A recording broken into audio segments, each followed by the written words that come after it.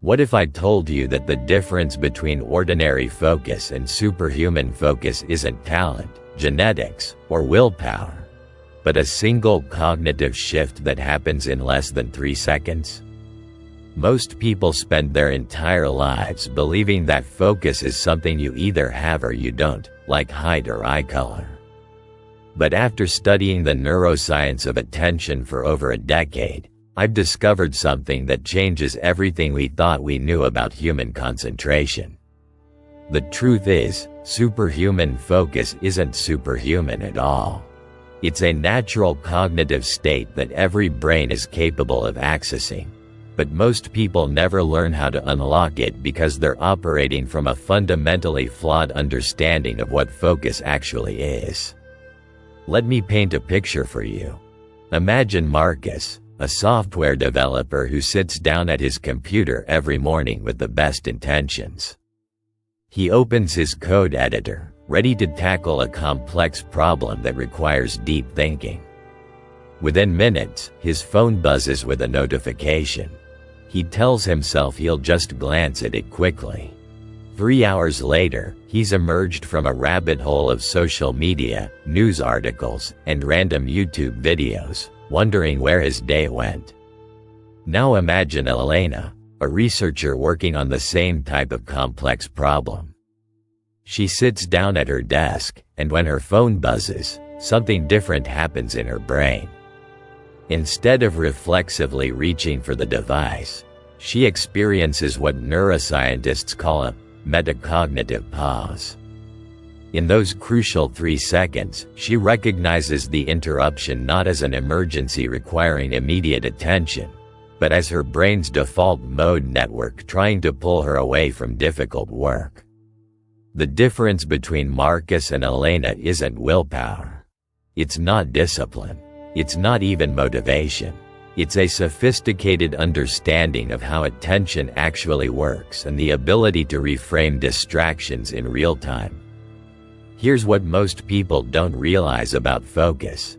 It's not about forcing your mind to concentrate. It's about understanding the neurological patterns that govern attention and learning to work with them rather than against them. When we talk about superhuman focus, we're really talking about a state where your conscious awareness and your brain's natural attention mechanisms are perfectly aligned. The science behind this is fascinating. Dr. Amishi Jha's research at the University of Miami has shown that attention operates on 3 distinct networks in the brain: the alerting network, the orienting network, and the executive attention network. Most people only know how to engage one of these networks at a time, which is why they struggle with sustained focus. But individuals who achieve superhuman focus have learned to orchestrate all 3 networks simultaneously. Think of it this way: if attention were a symphony orchestra, most people are trying to play a complex piece with only the string section. They're missing the winds, the brass, and the percussion. No wonder it sounds chaotic and incomplete. Superhuman focus is what happens when all sections of your attention orchestra play in perfect harmony. But here's where it gets really interesting. The ability to achieve this harmonious state isn't determined by your genes or your natural talent.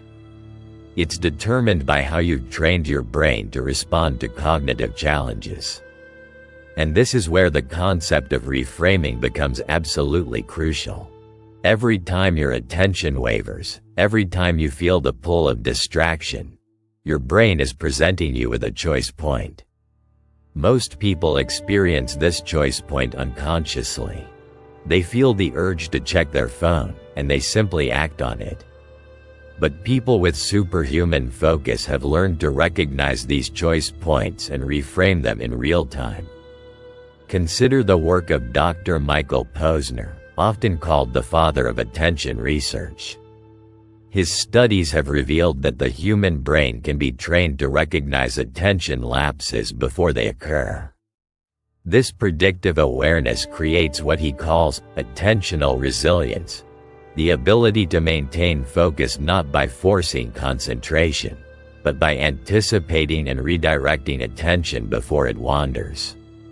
This brings us to a fundamental principle that most people miss. Superhuman focus isn't about eliminating distractions.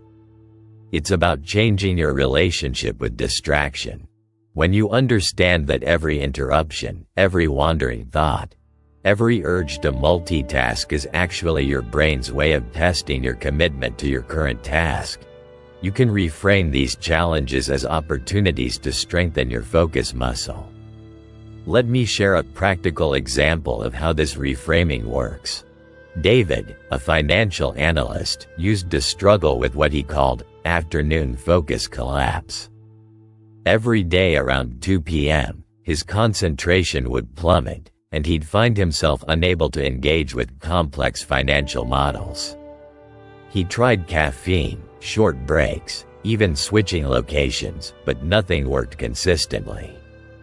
The breakthrough came when David learned to reframe his afternoon attention dip not as a personal failure, but as a predictable neurological pattern.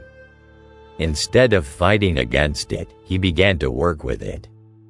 He started scheduling his most demanding analytical work for the morning when his cortisol levels were naturally higher, and reserved his afternoons for tasks that required different types of cognitive engagement, client calls, data review, and strategic planning. But more importantly, David learned to recognize the early warning signs of attention fatigue and respond to them proactively. When he noticed his mind beginning to wander, instead of judging himself or trying to force focus, he would pause and ask himself a simple question: what is my brain trying to tell me right now? Sometimes the answer was that he needed a brief mental break. Sometimes it was that he was working on the wrong problem at the wrong time. And sometimes it was that he needed to adjust his cognitive approach to the task at hand. This metacognitive awareness, the ability to think about thinking, is what separates ordinary focus from superhuman focus. The neuroscience supports this approach beautifully. Research by Dr. Wendy Hasenkamp at the Mind and Life Institute has shown that people who achieve sustained states of deep focus don't have fewer attention lapses than others. They simply recover from those lapses more quickly and more efficiently. They've learned to treat attention wandering not as a failure, but as information. This is where the philosophy of attention becomes really profound. Most people believe that focus is about narrowing your awareness, about shutting out the world and drilling down on one thing. But superhuman focus is actually about expanding your awareness, becoming conscious of your attention patterns, your energy cycles, your cognitive preferences, and your environmental triggers. When you develop this expanded awareness, something remarkable happens. You stop fighting with your own mind and start collaborating with it. You stop seeing distractions as enemies and start seeing them as data points that help you optimize your cognitive performance. Think about what happens when a master chess player sits down at the board. They're not trying to force their mind to calculate every possible move. Instead, they've developed what psychologists call expert intuition, a sophisticated pattern recognition system that allows them to see the board in ways that novices cannot. Their focus appears effortless because they've learned to align their conscious attention with their unconscious pattern recognition. The same principle applies to developing superhuman focus in any domain. It's not about forcing your mind to concentrate harder. It's about developing expert intuition about your own attention patterns and learning to align your conscious intentions with your brain's natural cognitive rhythms. This alignment is what I call cognitive coherence, a state where your thinking mind, your emotional system, and your attention mechanisms are all working toward the same goal. When you achieve cognitive coherence, focus stops feeling like work and starts feeling like flow. But achieving this state requires a fundamental shift in how you think about attention itself. Instead of seeing focus as a resource that can be depleted, you need to start seeing it as a skill that can be developed. Instead of believing that distraction is the enemy of focus, you need to understand that distraction is simply unfocused attention, and unfocused attention can be redirected. The research is clear on this point. Dr. Daniel Goleman's work on attention training has shown that the brain's ability to sustain focus can be improved at any age through deliberate practice. But here's the key: the practice isn't about forcing concentration. It's about developing what he calls meta-attention, the ability to notice when your attention has wandered and gently bring it back to your chosen focus. This meta-attention is like having a wise observer sitting in your mind, calmly watching your thoughts and gently guiding your attention back to what matters most. It's not judgmental or forceful. It's patient and skillful, like an experienced meditation teacher helping a student find their way back to the breath. When you develop this inner observer, you begin to see that superhuman focus isn't really about the mind at all. It's about the space around the mind, the awareness that can observe thinking without being caught up in it, the consciousness that can witness distraction without being hijacked by it.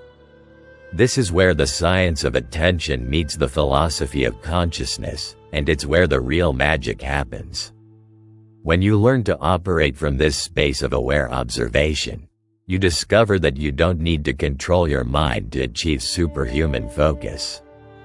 You just need to understand it, work with it, and trust its natural intelligence. The implications of this understanding extend far beyond productivity or performance. When you develop superhuman focus, you're not just getting better at concentrating on tasks. You're developing a more conscious relationship with your own mind. You're learning to navigate your inner landscape with the same skill that a master navigator uses to traverse unknown terrain. This is why people who achieve superhuman focus often report that it changes more than just their work performance. It changes their entire relationship with stress, with challenge, with uncertainty, and with themselves. They discover that the same awareness that allows them to maintain focus also allows them to respond rather than react to difficult situations. And this brings us to the practical question: how do you actually develop this kind of focus? How do you train your brain to achieve the cognitive coherence that makes superhuman focus possible? The first principle is what I call attention archaeology. Before you can optimize your focus, you need to understand your current attention patterns. Most people have never actually observed how their attention works. They know that they get distracted, but they don't know the specific triggers, patterns, and cycles that govern their distraction. Start by becoming a scientist of your own mind. For 1 week, notice when your attention is sharp and when it's scattered. Notice what environments, times of day, types of tasks, and emotional states correlate with your best and worst focus. Don't try to change anything yet. Just observe and collect data. This observation phase is crucial because it reveals something profound. Your attention patterns aren't random. They're highly predictable once you start paying attention to them. And once you can predict them, you can start to optimize them. The second principle is cognitive load management. Superhuman focus isn't about doing more things at once. It's about doing fewer things with complete engagement. Every decision you don't have to make, every routine you can automate, every unnecessary complexity you can eliminate frees up cognitive resources for the work that truly matters. Think of your cognitive capacity as a computer's RAM. When you have too many programs running simultaneously, everything slows down. But when you close unnecessary programs and focus your processing power on one important task, everything runs faster and smoother. This is why people with superhuman focus often seem to have simpler lives. They're not necessarily doing fewer things, but they've eliminated cognitive friction wherever possible. They wear similar clothes, eat similar meals, follow consistent routines, not because they lack creativity, but because they understand that decision fatigue is the enemy of deep focus. The third principle is attention training through difficulty calibration. This is perhaps the most counterintuitive aspect of developing superhuman focus. Most people try to achieve focus by making their work environment as comfortable and distraction-free as possible. But research by Dr. Nili Levy at University College London has shown that attention actually becomes stronger when it's challenged at the right level.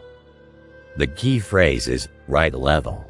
If the challenge is too easy, your mind wanders because it's not fully engaged.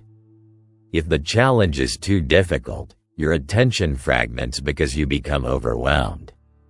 But when you calibrate the difficulty to be just at the edge of your current capabilities, what psychologists call the zone of proximal development, your attention becomes remarkably focused. This is why Elena, the researcher I mentioned earlier, deliberately chooses to work on problems that stretch her cognitive abilities. She's not making things harder for herself. She's training her attention system by giving it challenges that require full engagement but don't cause overwhelm.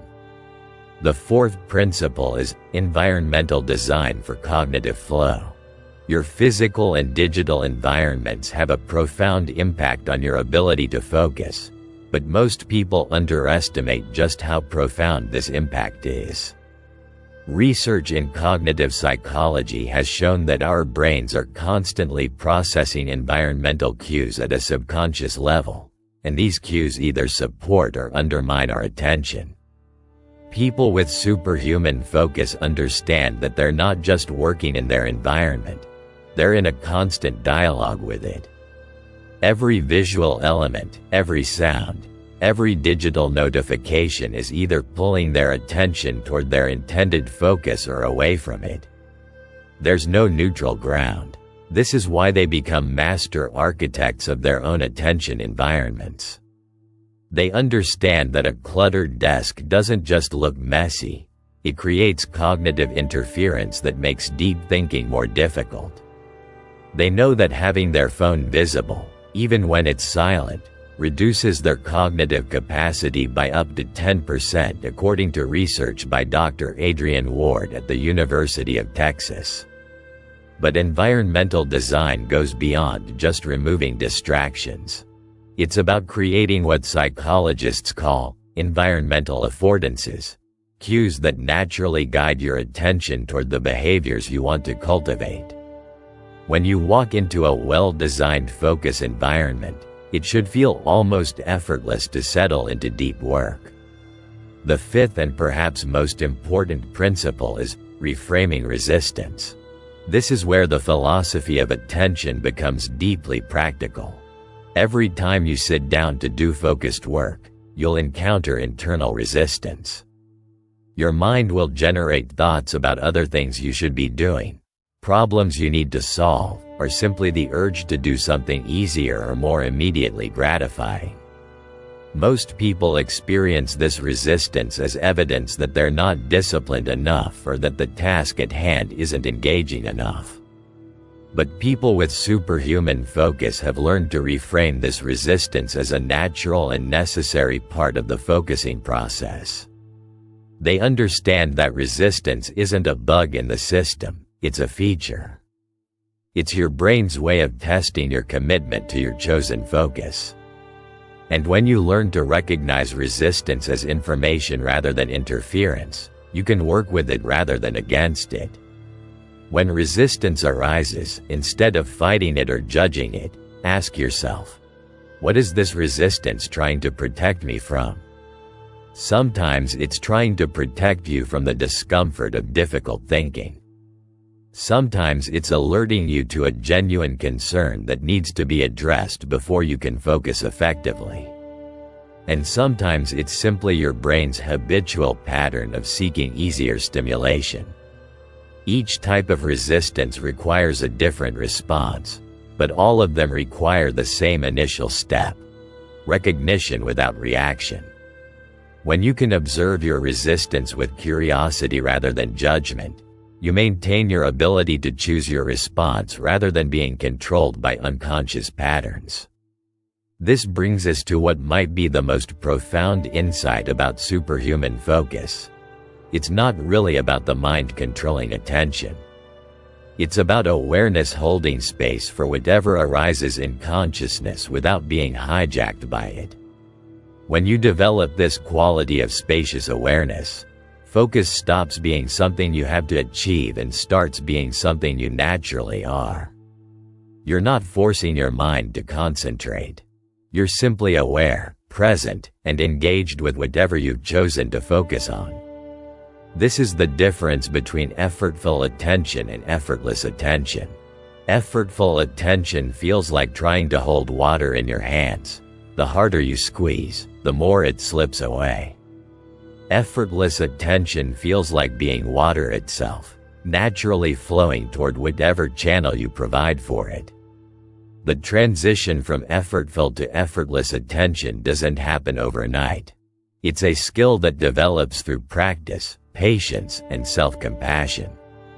But once you begin to experience moments of effortless focus, you realize that superhuman focus was never about becoming superhuman. It was about becoming fully human, fully present to your experience, fully engaged with your chosen work, and fully aligned with your deepest intentions. What does this mean for you practically? It means that the capacity for superhuman focus already exists within you. It's not something you need to acquire from outside yourself. It's something you need to uncover, develop, and trust. Start with attention archaeology. Become curious about your own attention patterns. Then begin to experiment with cognitive load management, difficulty calibration, environmental design, and reframing resistance. But remember, the goal isn't to perfect any of these practices. The goal is to develop a more conscious, skillful relationship with your own mind. As you embark on this journey, you'll discover that developing superhuman focus is really about developing superhuman awareness. And as your awareness expands, you'll find that focus is just the beginning. You're actually training the fundamental capacity that underlies all human flourishing, the ability to be present, conscious, and responsive to whatever life brings your way. The science of superhuman focus ultimately points to something profound about human potential. We're not limited by our current patterns of attention. We're not stuck with the level of focus we currently have. The brain's neuroplasticity means that we can literally rewire our attention systems through conscious practice and skillful understanding. But perhaps more importantly, the journey towards superhuman focus reveals something beautiful about consciousness itself. When we learn to work skillfully with our attention, we're not just improving our productivity or performance. We're discovering the natural intelligence, creativity, and wisdom that emerge when the mind is clear, focused, and free. This is the real secret of superhuman focus. It's not about becoming more than human. It's about becoming fully human. It's about accessing the natural clarity and presence that is your birthright as a conscious being. And once you taste this clarity, once you experience the joy and ease of effortless attention, you'll never want to go back to the old patterns of scattered, unconscious, reactive thinking. The transformation is available to anyone willing to understand their mind rather than fight with it, to observe their patterns rather than judge them, and to trust the natural intelligence that emerges when attention is clear and present. Your superhuman focus is waiting. It's been waiting your whole life.